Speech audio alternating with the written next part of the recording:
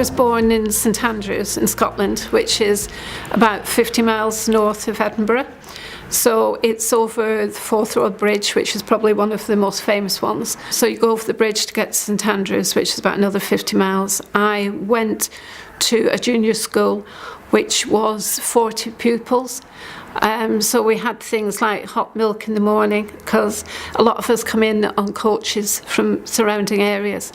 And then probably through the morning we got Horlicks. So it was really sort of like being at home with lessons thrown in between. I loved the community, and the people were lovely, and we only had 3 or 4 teachers. We used to go to school on a very big old bus. Well, it seemed old now, as they're probably retro would probably be the right explanation.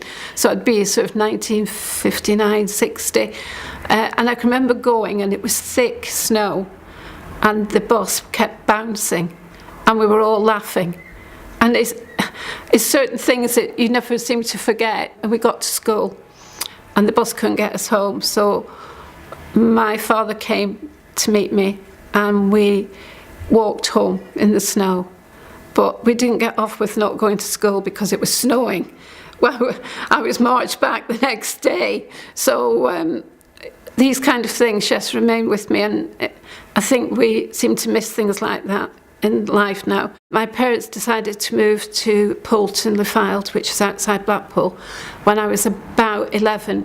So it was quite a change for me to go from a village school to a large school where there was hundreds of pupils.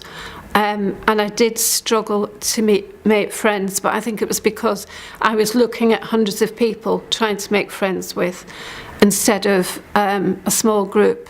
So I had a really good maths teacher who sat and talked to me about concentrating on a group of people who had the same interests as me, and 1 or 2 extra people who didn't, so that I could expand my knowledge. And 4 out of the 6 people I actually still keep in touch with, and we meet probably every 3 or 4 months for lunch and have a chat. And so it has been a long-term relationship, because I'm 63 now. So we've been friends for over 50 years. My accent seemed to be quite an issue at the time, which didn't really bother me, because I was proud, you know, I'm Scottish, and even though I've lived here so long, I'm still Scottish. But the food was different. I mean, when it was really cold, we got porridge when we got to school. Whereas I don't think Witton Park School would give you porridge, you know, because it was a cold day. But so I have fond memories of things like that. We got lunch, sandwiches or cakes, and it was just a different world, totally different world. You feel rather cosseted when you go to a small school like that. And St Andrews is not a massive town. I mean, there is a university, and it's world famous for golf. It was the amount of people. I think you were sort of equal standing at a junior school, because there was so little people at the village, whereas going to that large school, there was just people on the corridors. It was sort of like, I suppose now, like going to Manchester from Blackburn, and you think, oh, there's just thousands and thousands of people. So I can remember thinking, this is strange. It was like when my mother used to take me to Edinburgh for the day. It was a treat, but it was like sort of being in Edinburgh all the time. So I did find that quite hard early on to be part of.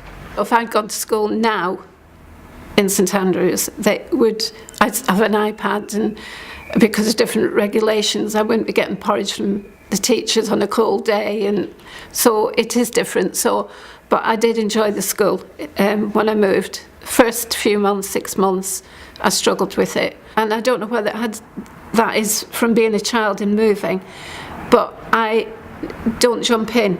I don't say a lot at the first meeting. I didn't speak a lot. I weigh everything up. So I weigh all the people up, what happens within the group, who's who, what they do. And I think that's the reflection of what happened when I moved here from St Andrews. I feel the same thing. I still stand back and weigh up everything before I will do anything.